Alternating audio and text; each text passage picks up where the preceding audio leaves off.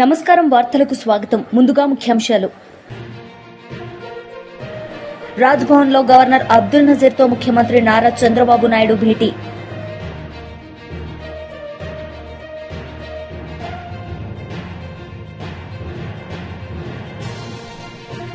MLA అనంత Venkatramireddy media సమావేశం, పలు అంశాలపై వివరణ.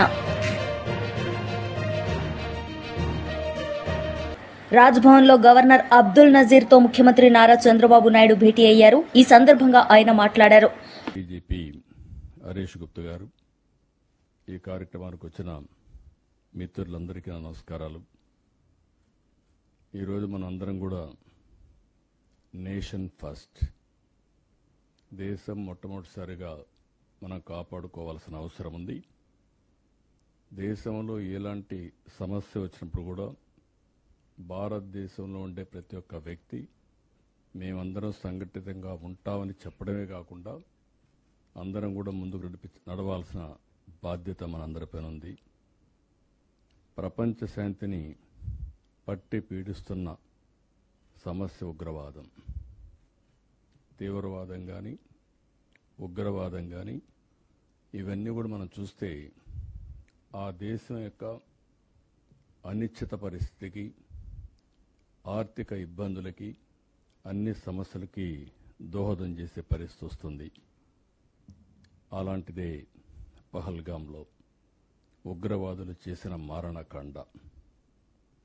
కేవలం పర్యాటకులపై చేసింది కాదు. ఇది ఒక మాటలో చెప్పాలంటే వాళ్ళు ఏ విధంగా చేసినా భారతదేశాన్ని యొక్క శాంతి సుస్థిరతలపైనే దెబ్బతీసే పరిస్థితికి వచ్చారు.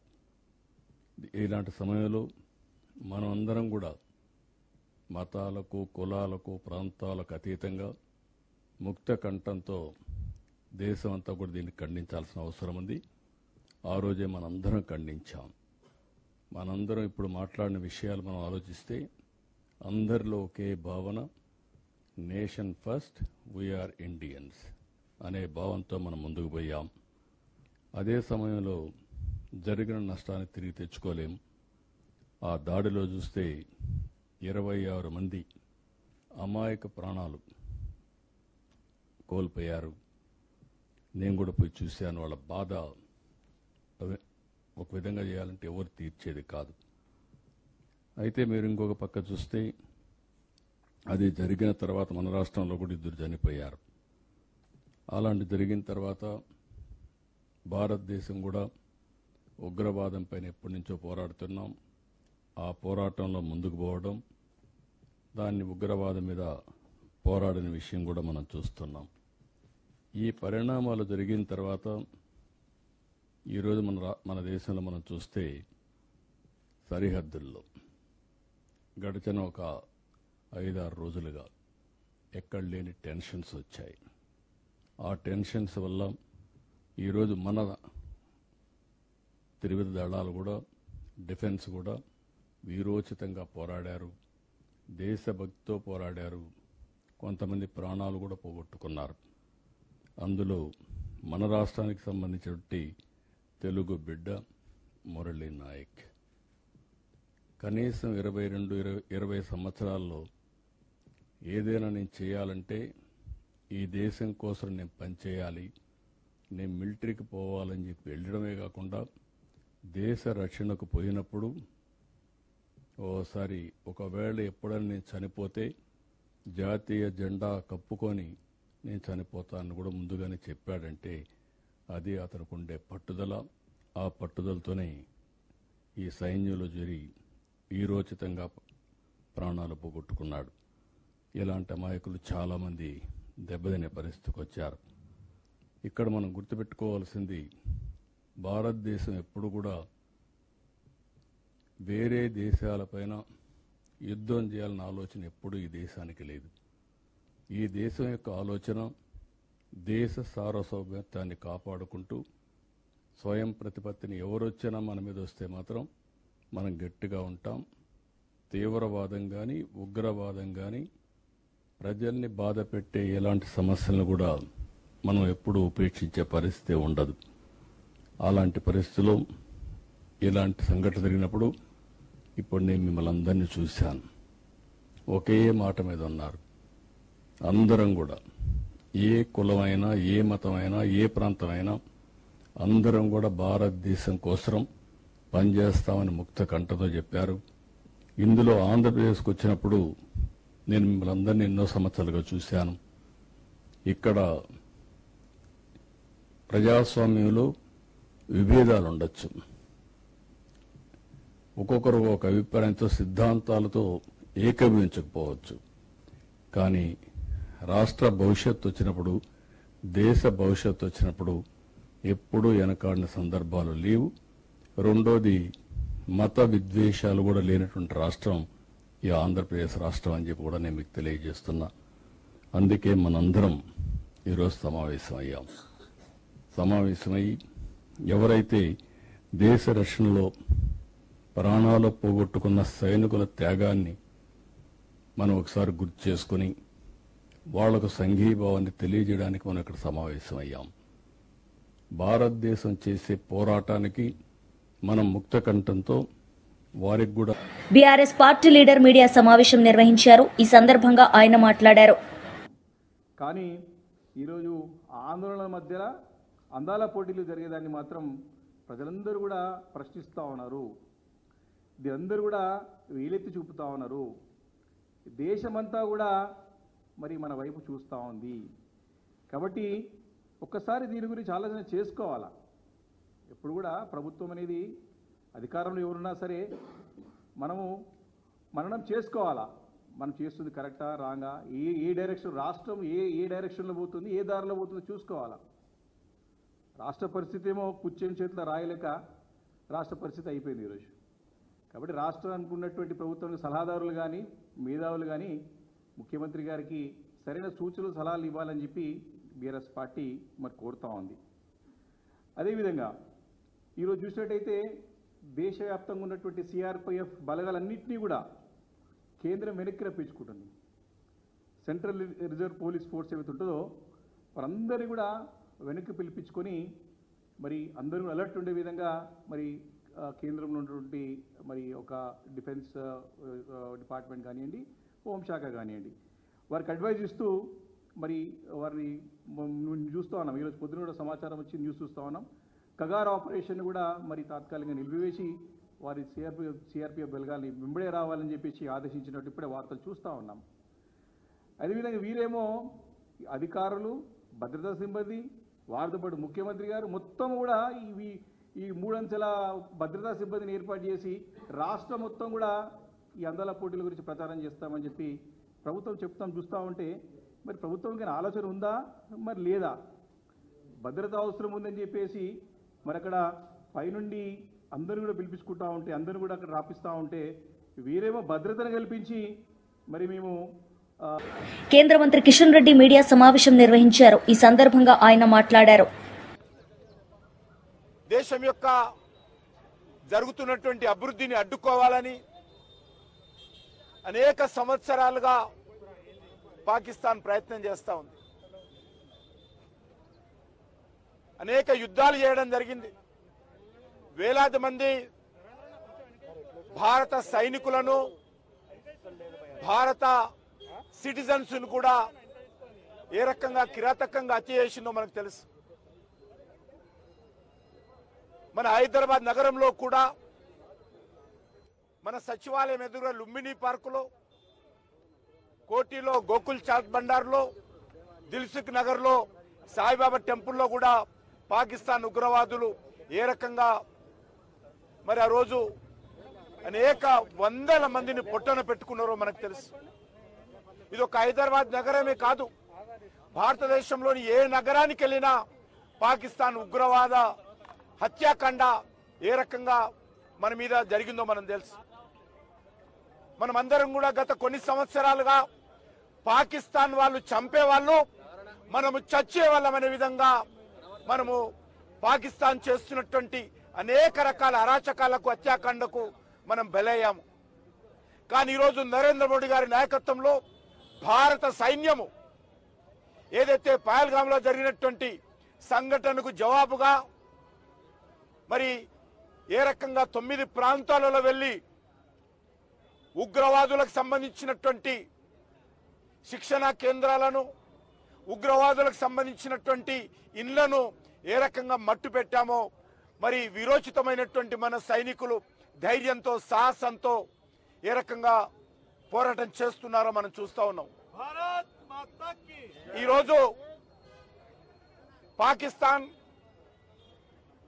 భారతదేశం మీద జరిగినటువంటి ఉగ్రవాద దాడికి క్షమాపణలు చెప్పాల్సింది పోయి, లొంగిపోవాల్సింది పోయి, ఈరోజు మన దేశంలోని అనేక ప్రాంతాలలో సివిలియన్స్ ఉండేటువంటి, పౌరులు ఉండేటువంటి పౌర నివాసాల మీద దాడులు చేస్తూ ఉంది. సైనికులకు సంబంధించినటువంటి కేంద్రాల మీద దాడులు చేస్తూ ఉంది. అమాయకులైనటువంటి ప్రజలను మరి ఏ రకంగా కాల్చి చంపుతుందో మనం చూసాం. అందుకే ఈరోజు మన సైనికులు పాకిస్తాన్కి అనేక ప్రాంతాలలో బుద్ధి చెప్తా ఉన్నారు. ఎమ్మెల్యే అనంత వెంకటరామరెడ్డి మీడియా సమావేశం నిర్వహించారు. ఈ సందర్భంగా ఆయన మాట్లాడారు. నిధులు కావాలని చెప్పేసి నేను ప్రత్యేకంగా అందరికి కూడా మనవి చేస్తున్నాను.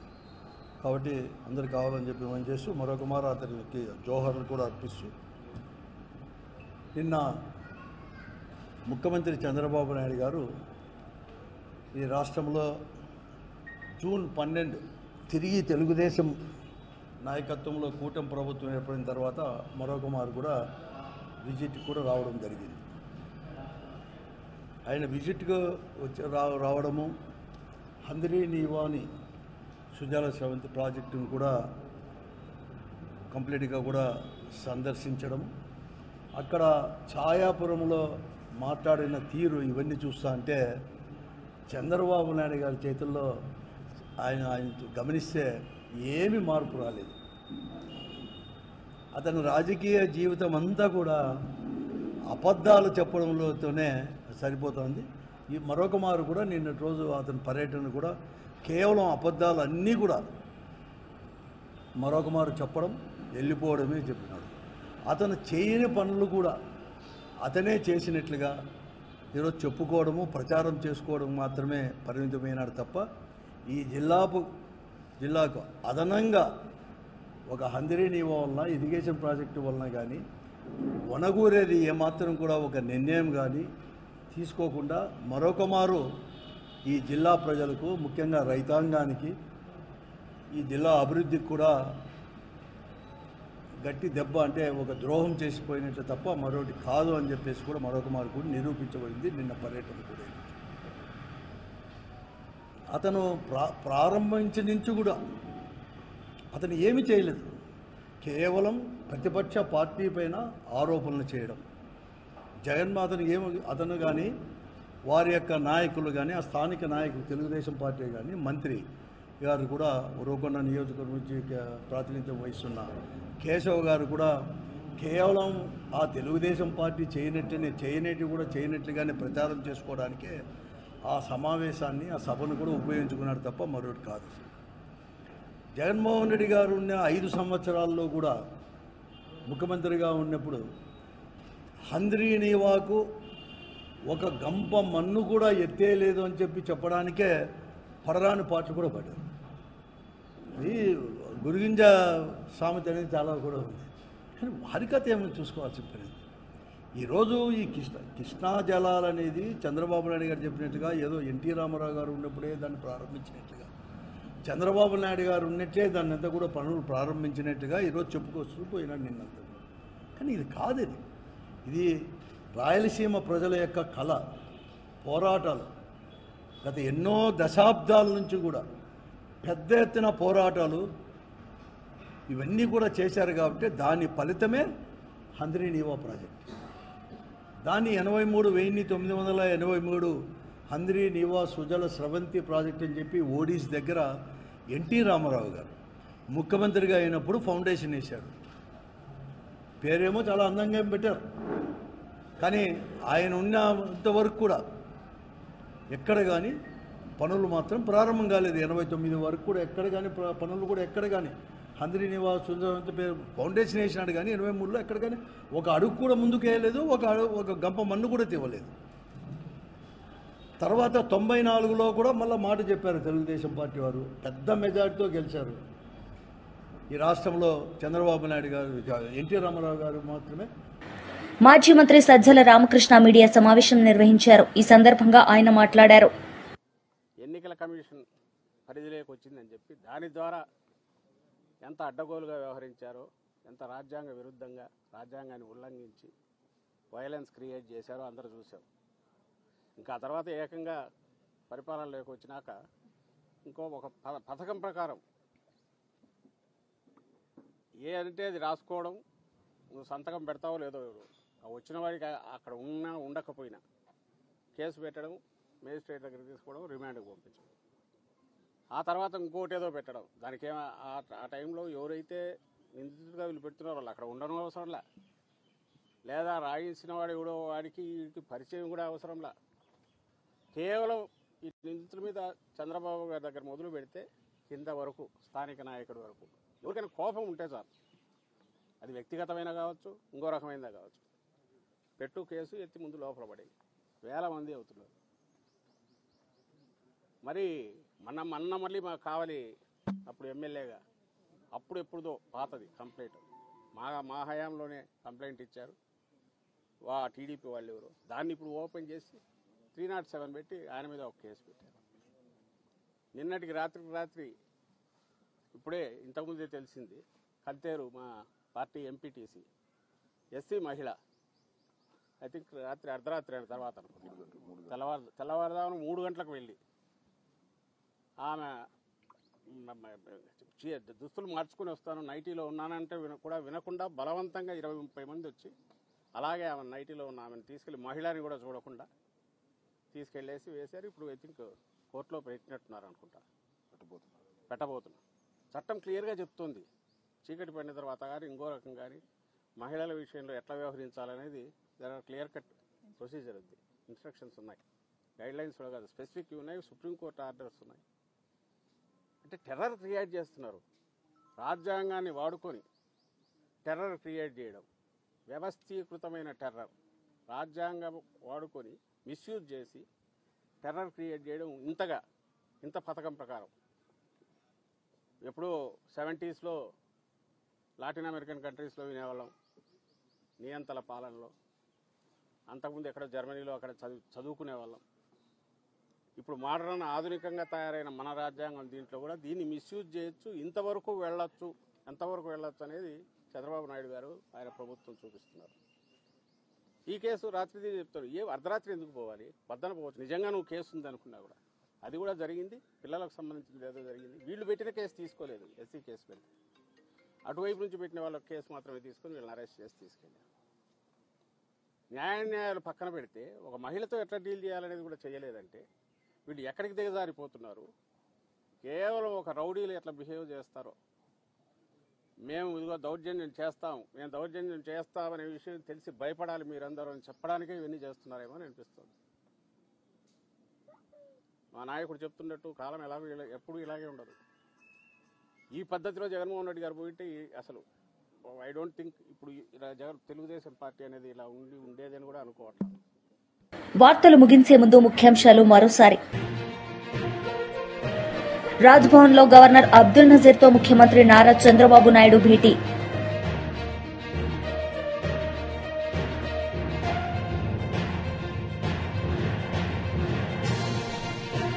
ఎమ్మెల్యే అనంత వెంకట్రామిరెడ్డి మీడియా సమావేశం, పలు అంశాలపై వివరణ. ఈ వార్తలు ఇంతటితో సమాప్తం. తిరిగి ప్రసారమయ్యే వార్తల్లో మళ్లీ కలుద్దాం. అంతవరకు సెలవు, నమస్తే.